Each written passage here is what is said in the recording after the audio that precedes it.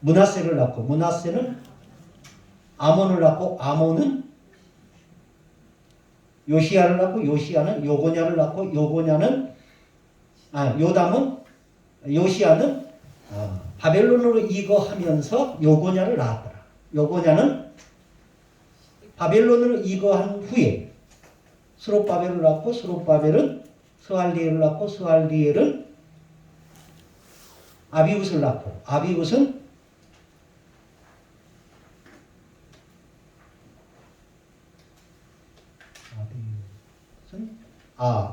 엘리야김을 낳고 엘리야김은 아소르를 낳고 아소르는 사독을 낳고 사독은 아킴을 낳고 아킴은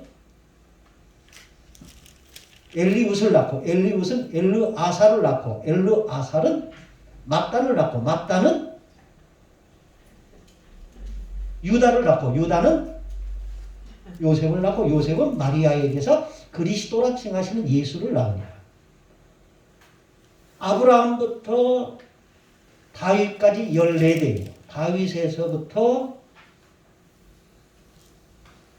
바벨론으로 이거할 때까지 14대예요. 바벨론으로 이거한 후부터 그리스도까지 14대라. 그러면 아브라함부터 그리스도까지 몇 대일까요? 거기서 합쳐서 42대인데 실질적으로 41대가 나오는 거죠. 들었던 대로만 한번 얘기해 보세요. 몇 대? 한 분이 두 번 나왔으니까 41대.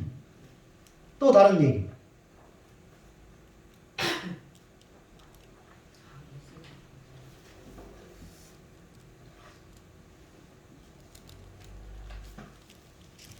마태복음 보세요. 마태복음 제1장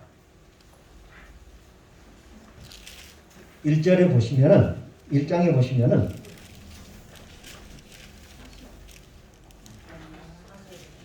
(17절) 그런즉 모든 대수가 아브라함부터 다윗까지 14대요. 다윗에서부터 바벨론으로 사로에 잡혀갈 때까지 14대요. 바벨론으로 사로에 잡혀간 후부터 그리스도까지 14대라. 14 하면 몇 대예요?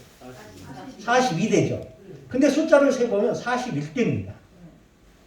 왜 그런가 하면은 여고냐라는 사람이 두 번 들어갑니다. 요시야가 바벨론으로 이거하는 도중에 여고냐를 낳았더라. 바벨론으로 이거한 후에 여고냐는 스알디엘을 낳고 스알디엘은 소롯바벨을 낳고 소롯바벨은 이렇게 낳았다라고 합니다. 그래서 41대. 네. 그러니까 우리는 이게 깊이 안 보고 그냥 14 그러니까 42대구나. 42대는 줄 아는 사람들이 되게 많습니다. 근데 그거는 잘못된 지식입니다.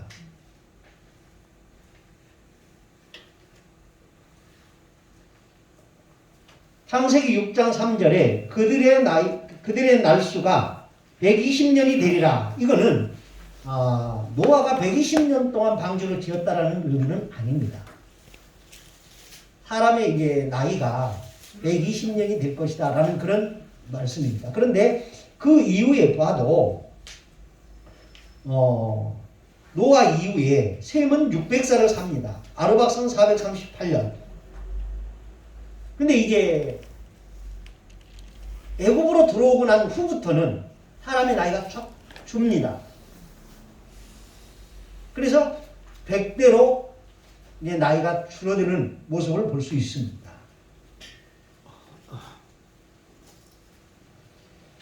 그래서 이렇게 지금 보시면은 노아가 왜 다른 사람들은 아담은 130에 셋은 105살에 에노스는 90살에 이렇게 쭉 낳고 라멕과 무두셀라만 180대의 자녀를 낳았는데 왜 노아는 500대의 자녀를 낳았을까? 이게 참 미스테리예요.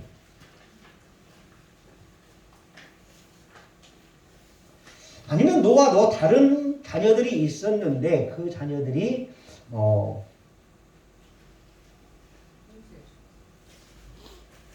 하나님의 뜻에 따르지 않아서 죽었는지는 모르겠습니다만 어쨌든 500세 이후에 셈과 함과 야벳을 낳았다라고 되어 있습니다. 그리고 노아의 홍수는 언제 오느냐?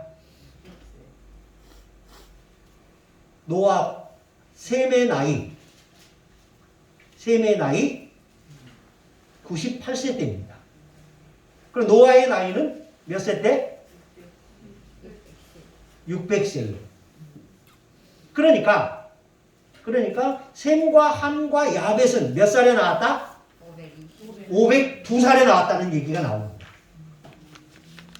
무슨 말인지 아시겠죠? 그러니까 500세 이후에 셈과 함과 야벳을 낳았는데 그 나이는 502세에 나왔다고는 되어 있지 않는데 추적해보니까 홍수가 600세에 나왔고 그리고 셈이 2년 후에 100세에 아들을 낳습니다. 아르박삭을. 근데 그 아르박삭을 낳은 애가 언제냐? 홍수 후 2년이더라라고 나와요. 그쵸? 그러니까 셈이 아르박삭을 낳을 때가 나이가 몇 살이었다? 98세였다라는 얘기예요. 무슨 말인지 아시겠죠? 98세에 홍수가 있었다라는 얘기입니다. 무슨 말인지 아시겠어요?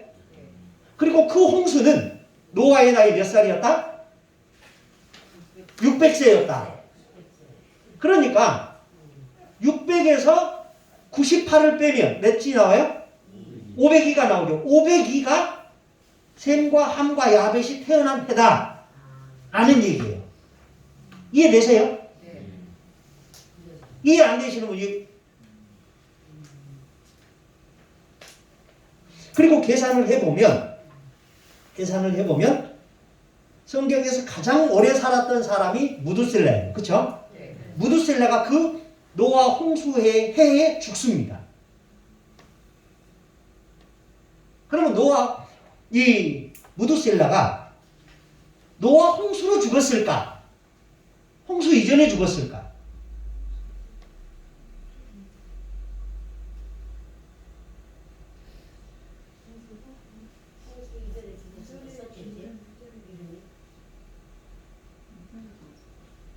노아는 홍수 이전에 죽었습니다. 왜 그러느냐? 죽었더라라는 것을 단정짓습니다. 그러니까 홍수로 죽었더라면 언제 죽었는지를 모르는 거예요. 그런데 죽었더라고 단정 딱 짓고 난 것을 보면 홍수 이전에 죽은 거예요. 그리고 노아는 노아의 방주를 혼자 지었을까?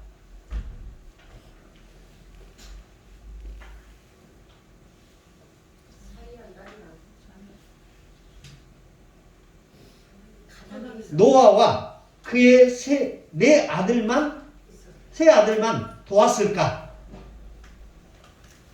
며느리를 끝까지 안 가고 돕다가 포기해도 나는 그렇게 아마 모르긴 해도 라멕, 무두셀라도 돕지 않았을까? 라는 생각을 합니다. 왜? 그들의 조상이니까요. 그리고 이 아담부터 노아부터 아브라함까지 여기에 나오는 이 사람들은 구원의 구속의 징검다리들입니다. 이 사람들을 빼고 구원을 이야기할 수 없는 거예요. 그러니까 셈과 함과 야벳만 노아의 홍수를 피하기 위한 방주를 짓는 데 조력한 사람들이 아니었을 것이다. 라멕도 혹은 무두셀라도 충분히 가능하다. 이건 긍정적으로 생각할 문제 아니겠어요? 그리고 노아가 이렇게 500세 된 이후에 자녀를 낳았고 그리고 그의 나이 600세에 홍수를 이렇게 만나게 된 것은 하나님이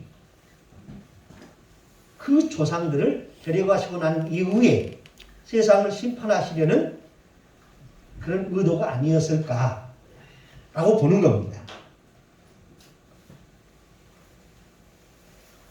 아르박삿은 438년을 삽니다. 그쵸? 예. 그러니까 아르박삿은 언제 죽느냐? 이삭의 나이 50세 때 죽습니다. 셀라는 언제 죽느냐? 야곱의 나이 18살 때. 그리고 예벨은 언제 죽느냐? 야곱의 75세 때. 그러면서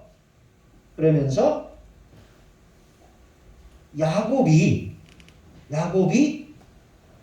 애굽으로 갈 때, 애굽으로 들어갈 때 그의 조상들은 다 죽습니다.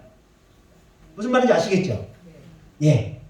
그러면서 이스라엘이 애굽으로 내려갈 때 그 애굽으로 갔던 사람들만이 이스라엘의 조상들이 되는 거예요.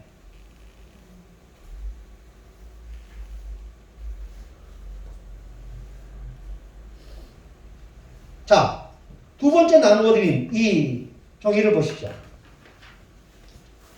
여기에서 애굽으로 간 해가, 들어갔던 해가 2238년 나오죠? 이 첫 번째 종이에서 애굽으로 들어간 해가 몇 년이다? 2238년 맞지요? 예. 그리고 그 밑에 그때가 주전으로 본다면은 언제냐? 1876년이다. 예수님 탄생하기 전 1876년이다. 그리고 여기에 나누어드린 그 밑에 줄 보시면은 1876 나오죠. 예. 그래서 이 두 개의 연도는 틀린 게 아닙니다.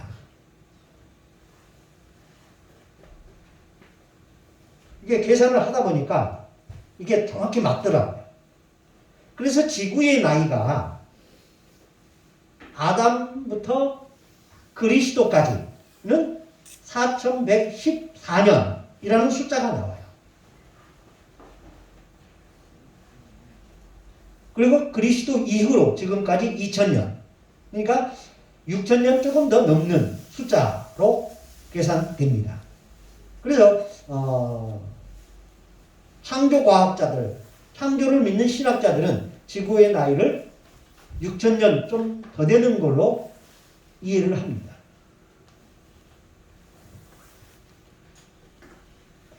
자, 이 두 개의 도표 가지고 질문하실 분 있으면 질문하십시오.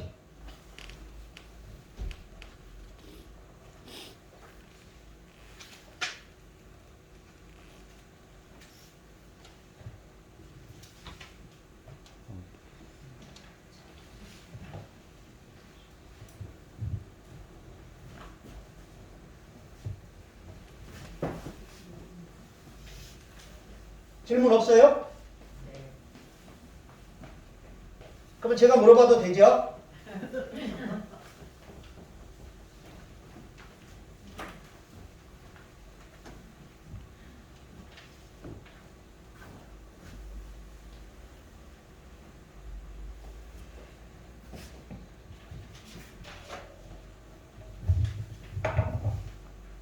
자, 마태복음 1장을 피십시오.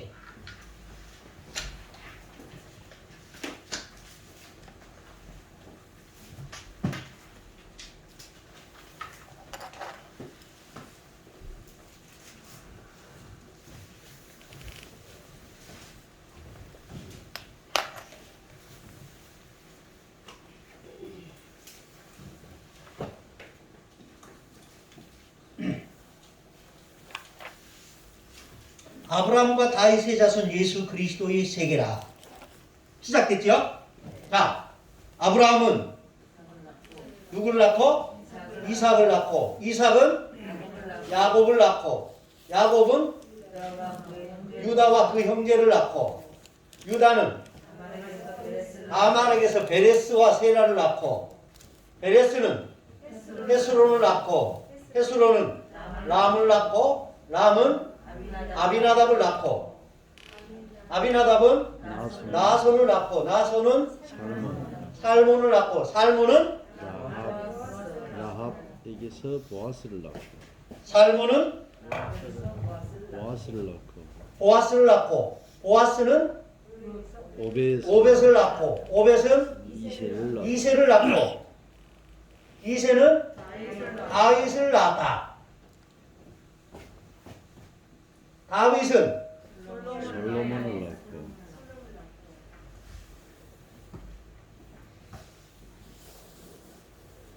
솔로몬을 낳고 솔로몬은 르호보암을 낳고 르호보암은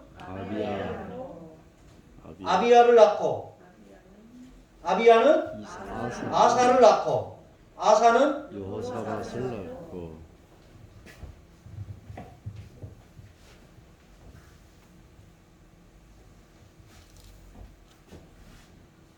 아사는 여호사밧을 낳고 여호사밧은 요람을 낳고 요람은 우시야를 낳고 우시야는 요담을 낳고 요담은 아하스를 낳고 아하스는 히스기야를 낳고 히스기야는 므낫세를 낳고 므낫세는 아몬을 낳고 아몬은 요시야를 낳고 요시야는 여고냐를 낳았는데 이 여고냐를 낳을 때 바벨론으로 이거했더라라고 했죠. 예. 여고냐는 스알디엘을 낳고 스알디엘은 스룹바벨을 낳고 스룹바벨은 아비웃을 낳고 아비웃은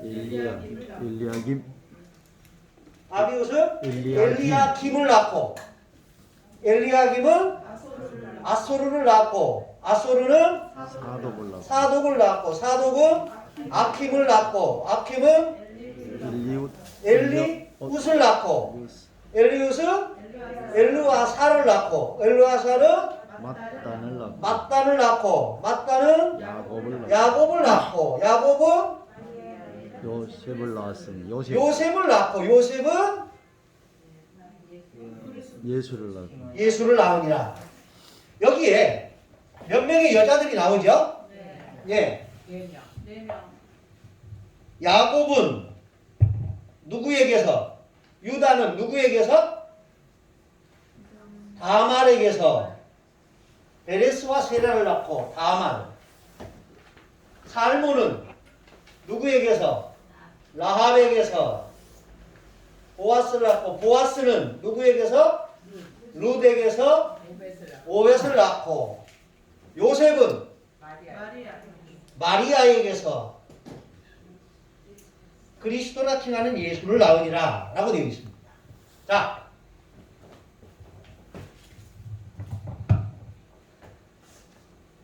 여기서부터 여기까지가 구약입니다. 구약. 무슨 말인지 아시겠죠? 성경의 구약이에요. 아브라함, 이삭, 야곱, 유다.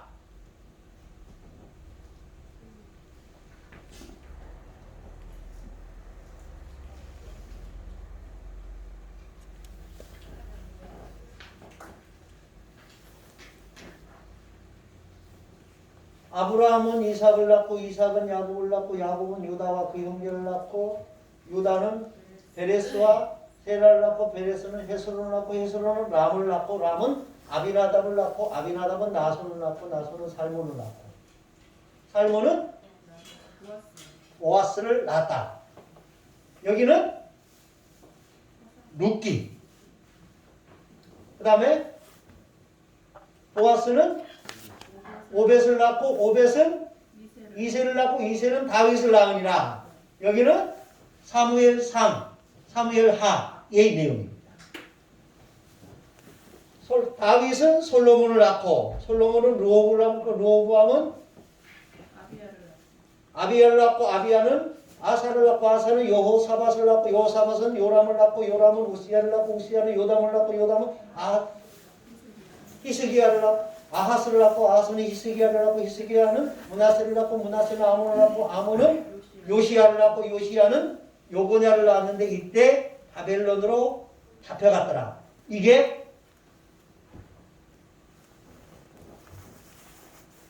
열왕기 상하, 역대 상하의 내용입니다. 여기까지. 무슨 말인지 아시겠죠? 그리고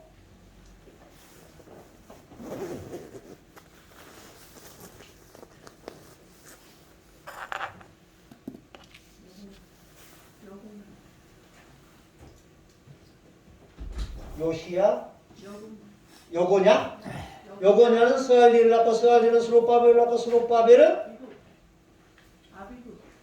아비웃을 낳고 아비웃은 엘리야김을 낳고 이제 여기서 제가 제일 많이 헷갈렸거든요.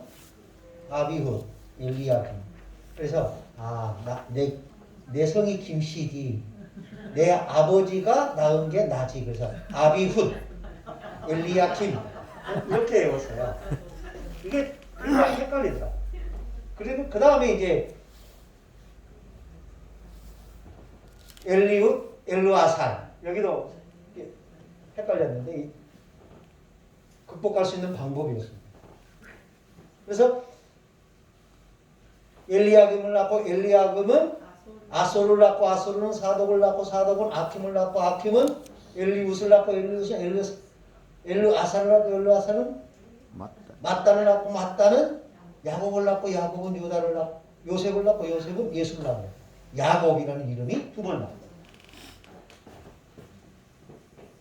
무슨 말인지 아시겠죠? 야곱의 아들은 누구예요? 유다죠. 이 야곱이 낳은 아들이 몇 명이에요? 12명이에요. 아내는 몇 명이에요? 4명이에요.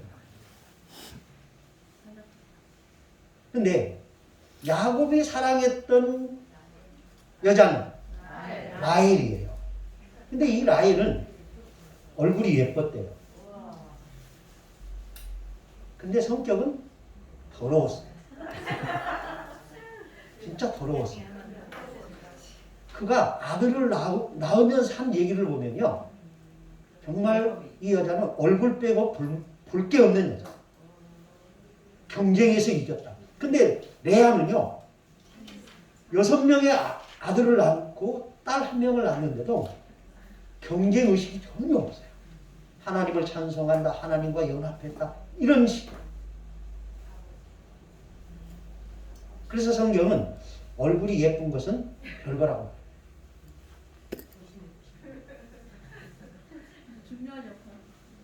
그래서 야곱은 유다를 낳았는데 이 유다가 누구에게서 나와요? 레아에게서. 근데 이 야곱이 사랑했던 사람은 누구예요? 라헬이 낳은 요셉. 야곱, 요셉. 이렇게 오는 거예요. 근데 이 요셉에게서 마리아를 통하여 그리스도라 칭하는 예수가 나옵니다. 자, 이제 이걸 보면서 성경을 구약 성경을 한번 보십시오. 창세기, 출애굽기, 레위기, 민수기, 신명기까지가 어디까지일까요? 신명기가 다윗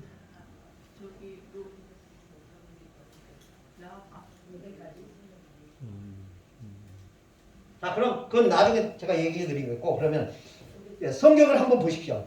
창세기, 역사적으로 보는 겁니다. 창세기, 출애굽기, 레위기, 민수기, 신명기. 이게 오경이라고 하는 겁니다. 이게 구약 성경의 기본입니다. 그 다음에 여호수아, 사사기, 룻기.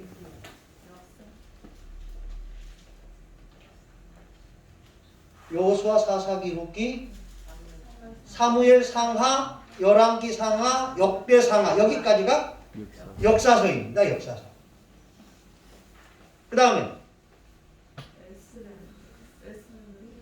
에스라, 느헤미야, 에스더까지가 역사서입니다. 그 다음에 욥기, 시편, 잠언, 전도, 아가. 여기까지가 문학서 혹은 시가서, 지혜서라고 말합니다. 그 다음에 이사야, 에레미야, 에가, 에스겔, 다니엘, 호세야, 요엘, 아모스, 오바다, 요나, 미가, 나홈, 하박국, 스바냐, 학계, 스가랴, 말라기. 이 17권이 뭐다? 애언서다. 근데 그 애언서 가운데 5개. 이사야, 에레미야, 에가, 에스겔, 다니엘까지가 대선지서. 여기서 대자다라고 하는 것은 선지자가 크다라는 얘기가 아니라 분량이 많다. 양을 의미하는 거지 사람의 크기를 의미하지는 않습니다. 그리고 그 나머지 12권의 선지서를 가리켜 소선지서라고 말을 합니다. 근데 이 선지서들 가운데 포로기 이전에 썼던 것이 있고 포로 시기에 썼던 것이 있고 포로 이후에 썼던 책들이 있습니다. 그건 나중에 기회 있으면 다시 말씀드릴게요. 그래서 구약 성경은 이렇게 예수 그리스도의 오심에 초점을 맞춰져 있습니다. 신약 성경은 마태, 마가, 누가, 요한. 여기가 복음서로서 신약 성경의 기본입니다. 그 다음 사도행전, 역사서입니다. 그리고 그 다음부터가 뭐예요? 서신서입니다. 서신서. 로마서, 고린도 전후서, 갈라디아서, 에베소서, 빌립보서, 골로새서, 데살로니가 전서, 후서, 디모데 전서, 후서, 디도서, 빌레몬, 히브리, 야고보, 베드로 전 후서, 요한 1, 2, 3서, 유다서. 여기까지 몇 권? 21권. 21권? 모르겠습니다. 네. 21권. 예. 좀 그쯤 될 거예요. 21권. 예. 예. 그래서 이게 이제 서신서예요. 근데 그 서신서도 이제 내용에 따라 좀 달라요. 그쵸? 예. 바울이 썼느냐, 아니면 바울 위에 사도들이 썼느냐 해서 바울 서신과 공동 서신 이렇게 나눕니다. 그리고 바울이 쓴 서신 가운데서도 목회를 위해 목회를 돕는 차원에서 쓴 책이냐, 아니면 교리를 교회 문제를 다룬 책이냐에 따라서, 그리고 어디서 썼느냐에 의해서도 또 나누어집니다. 그래서 교리 서신으로 보면은 로마서, 갈라디아서, 보통 그냥 그렇게 보고, 그리고 옥중에서 썼느냐 해서 에베소서, 빌립보, 골로새, 그리고 목회를 돕는 차원에서 디모데 전후, 디도서, 그렇게도 봅니다. 그리고 나머지 하나가 요한계시록으로서 애언서에 속합니다. 근데 이 신약 성경을 이해하려면, 구약 성경을 이해하려면 이 사람들을 이해해야 돼요. 그리고 신약 성경을 이해하려면 복음서 외에 다른 서신들을 이해하려면 우리가 처음에 공부하면서 오늘만큼 여러분들이 머리 아프게 하셨던 지도, 이 3가지 기억나시죠? 그러니까 바울의 서신, 그것을 이해하기 위해서는 바울이 어떤 행보를 했느냐, 그걸 이해를 해야 돼요. 자, 바울의 1차 선교여행 한번 기억나시나요? 대충이요. 대충 기억나시죠? 네. 한번 따라가 보겠습니다. 어디에서? 안디옥 교회에서, 수리아의 안디옥 교회에서 성령이 명하셨습니다. 너희 가운데 있는 사람은 기도하여 따로 구별하라. 그래서 안디옥 교회가 2 사람을 기도해서 보냅니다. 누구와 누구? 예, 바나바와 바울은. 그래서 이 두 사람이 출발을 합니다. 그때는 바울이 리더가 아니라 바나바가 리더였습니다. 그래서 성경도 바나바와 바울이라는 순서로 씁니다. 그래서 이 바나바와 바울이 선교 여행을 출발을 합니다. 어디로 갑니까? 구브로로. 배 타고 구브로로 갑니다. 구브로에서 어디로 갑니까? 어디로 가요? 예, 밤빌리아의 버가로 갑니다. 근데 이 버가에서, 이 구브로에서 합류했던 마가가 버가에서 예루살렘으로 돌아갑니다. 그래서 이제 나중에 바울이 이 사건을 두고 굉장히 슬퍼해요.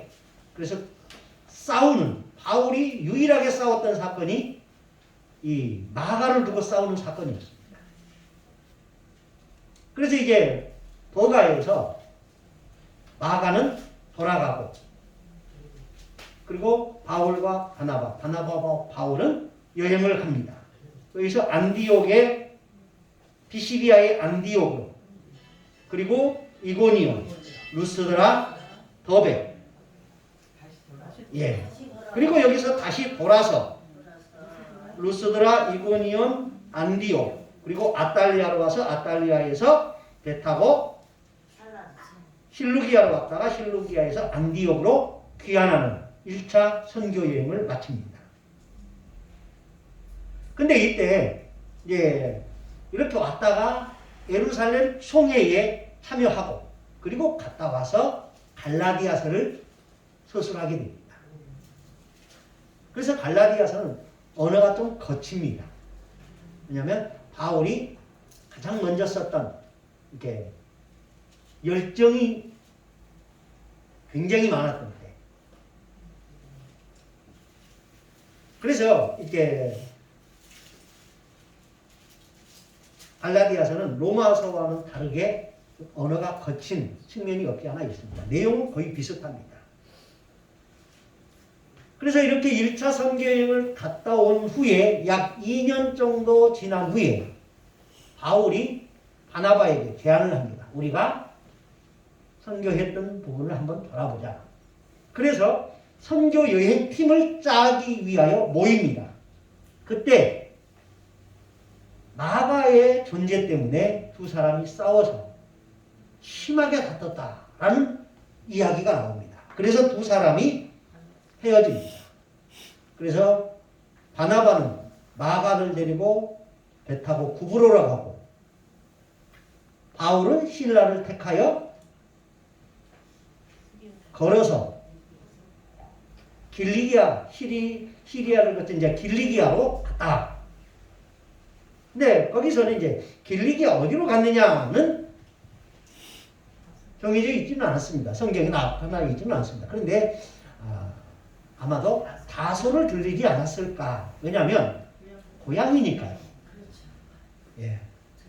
그래서 이제 다소를 갔다가 다소에서 더베로 갑니다. 이 더베에서 디모데가 합류를 합니다. 그래서 이제 디모데가 바울과 함께 선교여행에 동참하고 바울의 사역에 깊숙이 들어가게 되는 계기가 됩니다. 그리고 밤빌리아로 왔다가 밤빌리아에서 드로아로 갑니다. 근데 이때에 그들이 하나님의 지도로 인하여 이제 밤빌리아로 와서 밤빌리아에서 빌립보로 가게 되죠.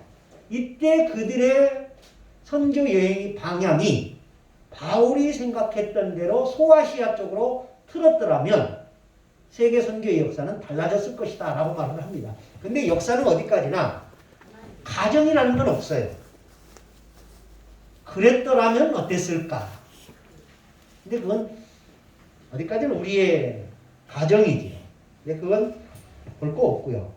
그래서 이들이 이제 네아폴리로 갔다가 빌립보로 가고 빌립보에서 데살로니가, 베레아, 고린도, 그리고 고린도에서 예배소로 왔다가 예배소에서 배 타고 이스라엘로 돌아오는 두 번째 선교 여행을 그렇게 합니다. 이때가 바울이 회심한 지 약 15년이 아니라 한 12, 13년쯤 됐을 것 같습니다.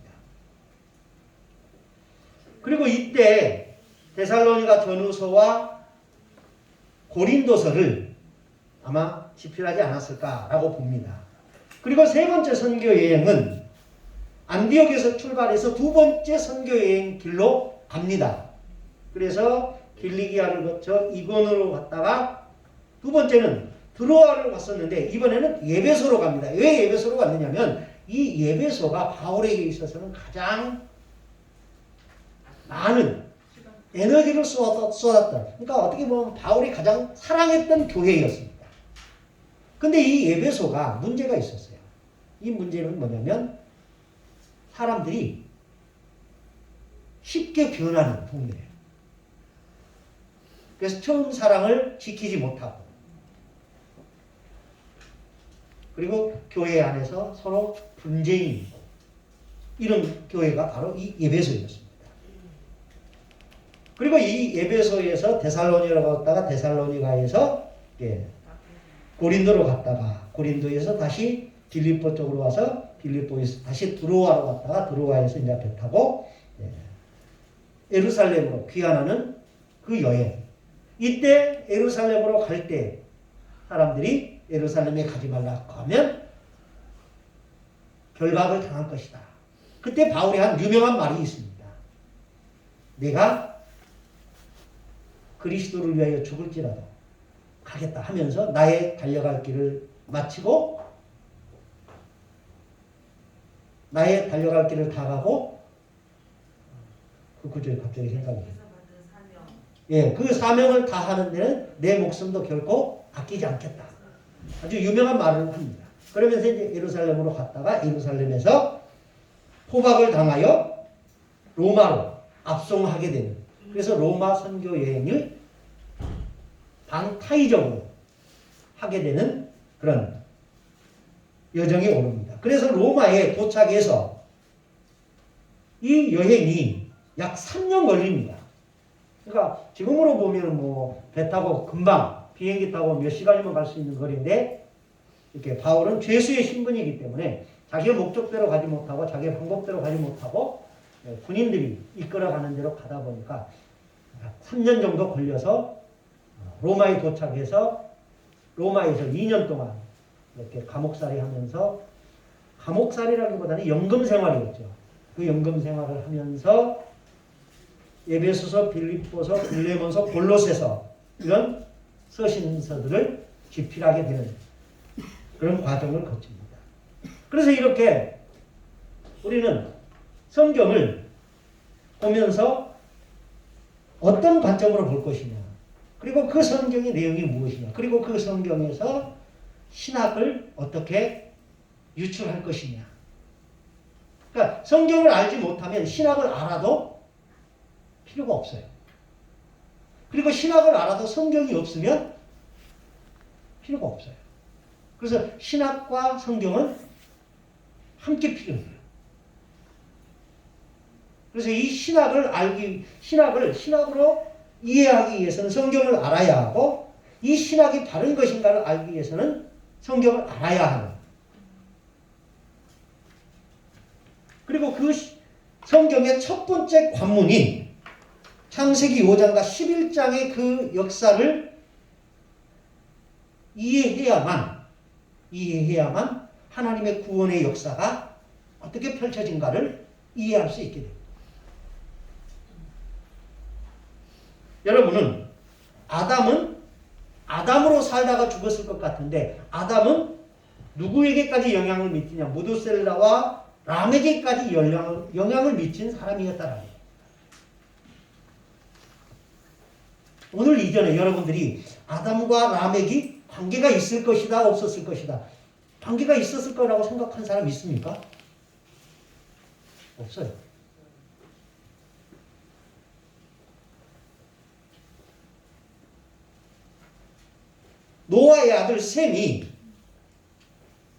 아들 셈이 그리고 그의 아들 아르박삭이 셀라와 벨렉과 루가 아브라함과 무슨 관련이 있을까? 없을 것 같죠. 그런데 그들은 다 아브라함 때에 살았던 사람들입니다. 그리고 그 아브라함이 갈대아 우르를 떠날 때 지켜보던 사람들이었다는 얘기입니다.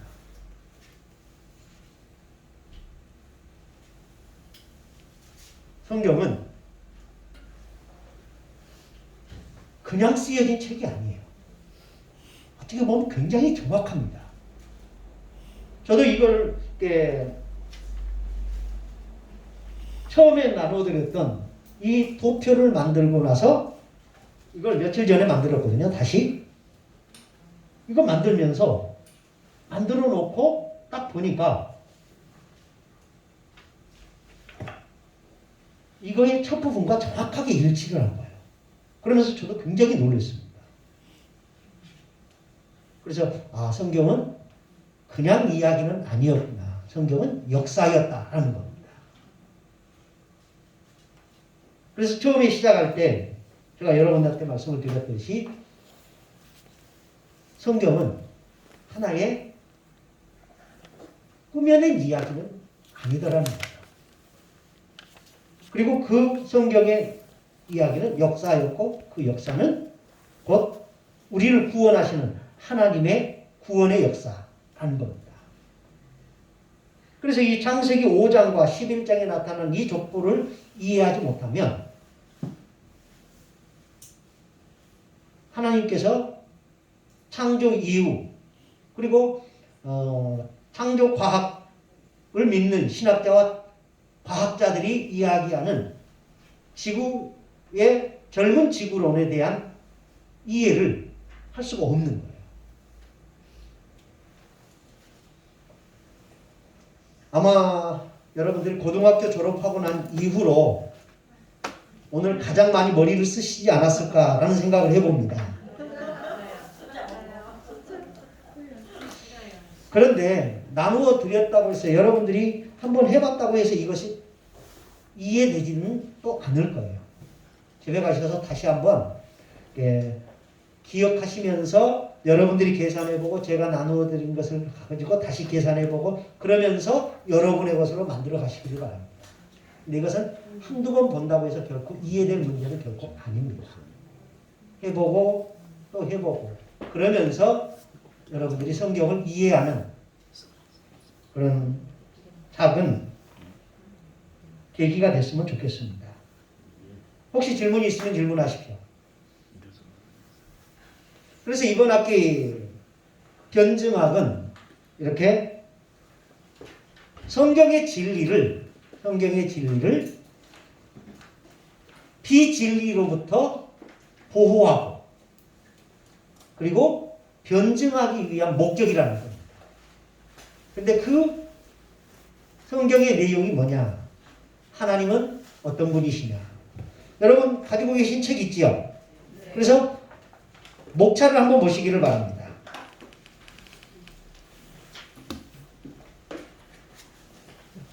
기독교 진리의 체계, 그래서 조직신학이 나옵니다.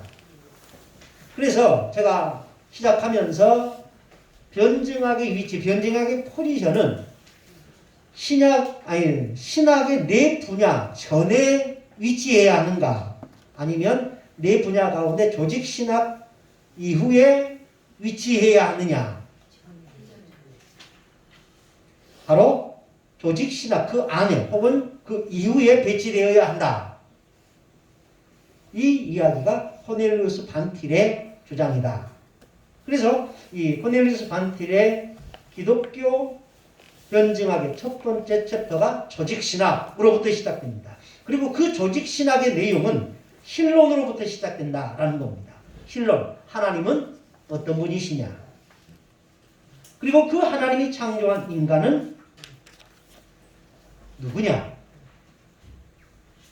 그런데 그 인간이 타락했다. 그 타락한 인간을 구원하기 위하여 오신 예수는 누구냐? 기독론.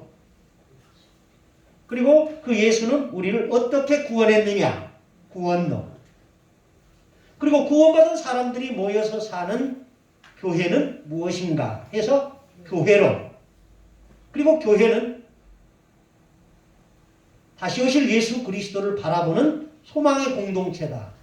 종말을 살아가는 그리스도인은 어떻게 살아야 하느냐? 종말론. 이렇게 해서 제1장이 구성이 됩니다. 제2장 기독교 생애 철학. 그러면서 이제 역사, 자연 이런 얘기들. 그러니까 변증학의 접촉점으로서 로마 카톨릭의 교리. 그리고 장로교에 대항되어 있는 비장로교, 비칼뱅주의적 개신교, 프로테스탄트즘 이런 것들. 그리고 칼빈주의가 왔다 갔다 하는 모습이 있습니다. 그래서 일관성이 좀 떨어지는 칼뱅주의. 로마 카톨릭 교회의 견해와 다른 내용들을 어떻게 극복할 것인가. 그리고 개혁주의자의 입장. 이런 것들. 그래서 이번 학기는 이 변증학이라는 이 책을 가지고 하겠습니다. 그래서 다음 주에 오실 때는 여러분들이 어디를 읽어오시나 제1장을 좀 읽어오시기를 바랍니다. 그래서 다음 주에는 이 책을 읽어가면서 강의를 계속하겠습니다. 혹시 질문 있으면 질문하십시오.